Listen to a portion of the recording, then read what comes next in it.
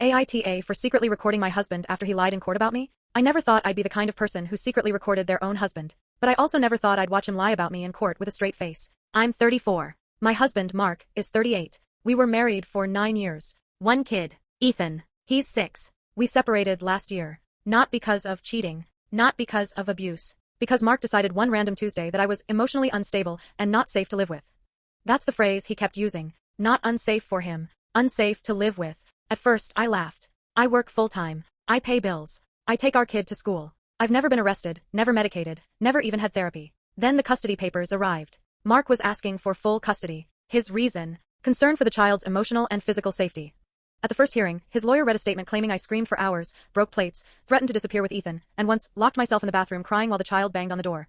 None of that ever happened. I looked at Mark, waiting for him to crack. He didn't even blink. After court, he hugged me in the parking lot like nothing had happened and said, I had to say those things. My lawyer told me to. That's when I stopped trusting my own memory and started documenting everything. I bought a cheap voice recorder. I left it in my bag, in the car, sometimes in the kitchen drawer. And slowly, Mark got careless. He joked about playing the crazy mom card.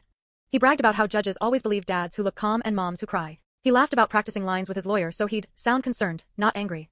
One night, while Ethan was asleep, Mark said something that made my stomach drop. He said, once I get full custody, I'll relax. This whole thing is exhausting.